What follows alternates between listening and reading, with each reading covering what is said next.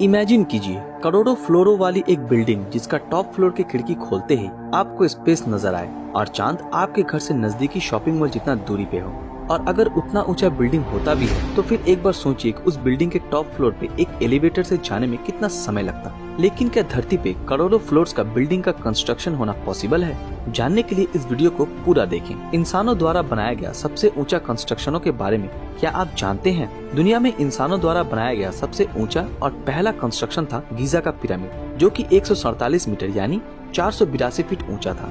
4000 साल तक सबसे बड़ा और सबसे ऊंचा होने का रिकॉर्ड रखने के बाद गीजा पिरामिड की जगह इंग्लैंड के लिंकन कैथीड्रल चर्च ने ले ली, जिसकी ऊंचाई करीब 160 मीटर बताया जाता है।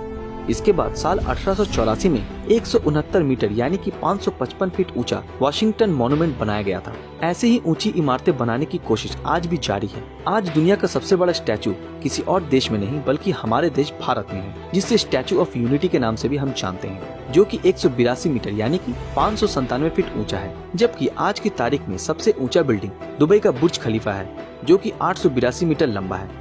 साइंस को चुनौती देने वाले ये बिल्डिंग के प्रोजेक्ट के बारे में जब इंजीनियर और आर्किटेक्ट को बताया गया तब वो भी इस प्रोजेक्ट के कंस्ट्रक्शन के बारे में काफी दुविधा में थे, क्योंकि इतने ऊंचे कंस्ट्रक्शन के लिए सीमेंट को ऊपर तक ले जाना पड़ा और दुबई की गर्मी के चलते सीमेंट को ऊपर ले जाने से पहले ही वो जम जाने की आशंका थी। इसीलिए इंजीनियर्स और आर्किटेक्ट्स ने सोच के ये फैसला लिया कि कंस्ट्रक्शन रात में किया जाएगा। आप ये सुन के हैरान हो जाएंगे कि ये बिल्डिंग इतना ऊंचा है कि इस बिल्डिंग के ऊपर से अगर कोई छलांग लगाए तो उसे नीचे पहुँचने में करीब 20 सेकंड का समय लगेगा। अब सवाल ये उठता है कि क्या इंसान करोड़ों फ्लोर्स का बिल्डिंग का कंस्ट्रक्शन कर सकता है? अगर इसका आंसर यस हुआ तो कैसे? अगर किसी चीज का कंस्ट्रक्शन लिमिट से ज्यादा हो तो उसका बेस ज्यादा गहरा, मजबूत और वाइड होना चाहिए, और हमारी पृथ्वी गोल होने के कारण हमारी लिमिटेशंस भी बढ़ जाती हैं। आपको ये जान के हैरानी होगी कि हमारे धरती पर और एक लंबा कंस्ट्रक्शन बनाने की ब्लूप्रिंट तैयार है, और अगर ये बिल्डिंग बन जाता है तो बुर्ज खलीफा भी इसके सामने छोटा लगेगा। जी हाँ दोस्तों, जापान के टोक्यो में एक बिल्डिंग का पूरा प्लानिंग हो चुका है, जिसका नाम है एक्ससीड 4000 और इसका हाइट करीब 4 किलोमीटर तक रखा जाएगा। इस बिल्डिंग के हाइट को मद्देनजर रखते हुए इसके बेस को 6 किलोमीटर वाइड बनाया जाएगा, जिसमें 800 फ्लोर का कैपेसिटी है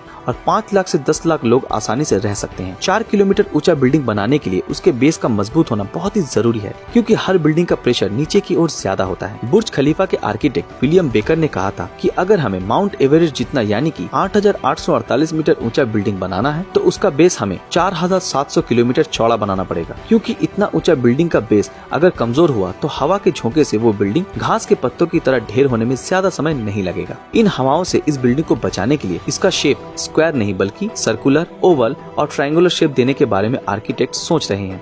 और कंस्ट्रक्शन में हाई रेजिस्टेंट मेटल मटेरियल्स जैसे कि ट्रांसपेरेंट एल्यूमिनियम, जो कि स्टील से 3 गुना ज्यादा मजबूत है, या फिर नैनो मटेरियल्स का यूज किया जा सकता है। साइंटिस्ट के मुताबिक नैनो मटेरियल्स का डिस्ट्रॉय होना लगभग नामुमकिन है। अगर मान लेते हैं कि ये बिल्डिंग बन भी जाए फिर भी इसका एलिवेटर सिस्टम का क्या होगा, क्योंकि ऐसे सुपर बिल्डिंग्स में कन्वेंशनल एलिवेटर्स के लिए उतना जगह नहीं रहेगा। आर्किटेक्ट्स ने बहुत सोचने के बाद ये डिसाइड किया कि बिल्डिंग में कैटापुल्ट्स एलिवेटर्स का यूज किया जाएगा। तेज रफ्तार और कॉम्पैक्ट होने के कारण ये उस बिल्डिंग के लिए परफेक्ट होगा। ये बिल्डिंग एक बिल्डिंग नहीं बल्कि पूरी दुनिया को ही अपने अंदर समाने की ताकत रखती होगी। हालांकि इतने बड़े बिल्डिंग्स के लिए जरूरी मटेरियल्स के साथ साथ एनर्जी भी कम होने की वजह से इस बिल्डिंग का आधा भी नहीं बन सकता है। लेकिन शायद आने वाले समय में कुछ जांबाज आर्किटेक्ट इस प्रॉब्लम का भी सोल्यूशन निकाल ही लेंगे। और एक प्रॉब्लम ये है कि अगर ये बिल्डिंग बन गई तो स्पेस में 56,000 किलोमीटर प्रति घंटे से घूमने वाले एस्टेरॉइड्स, कॉमेट्स और सैटेलाइट्स के टुकड़े फ्रैक्शन ऑफ सेकंड्स में इस बिल्डिंग का नामो निशान मिटा सकते हैं। लेकिन हमारे साइंटिस्ट ने इसका भी उपाय निकाल लिया है। रिमूव डेब्रिज नाम का ये इंस्ट्रूमेंट स्पेस का वैक्यूम क्लियर कहा जाता है, जो कि स्पेस वेस्ट को साफ कर देगा, जिससे धरती में आने वाले खतरे को ये पहले से ही खत्म कर देगा। आपको क्या लगता है, मिलियन फ्लोर्स वाले बिल्डिंग फ्यूचर में बनाना पॉसिबल होगा? और अगर हुआ भी तो आप उस मिलियन फ्लोर वाले बिल्डिंग के किस फ्लोर में रहना पसंद करेंगे? हमें कमेंट करके जरूर बताएं। और अगर आपको ये वीडियो पसंद आया हो तो इस वीडियो को लाइक और अपने दोस्तों के साथ शेयर जरूर करें। और अगर आप ऐसे ही वीडियो देखना चाहते हो तो हमारे इस चैनल को सब्सक्राइब कीजिए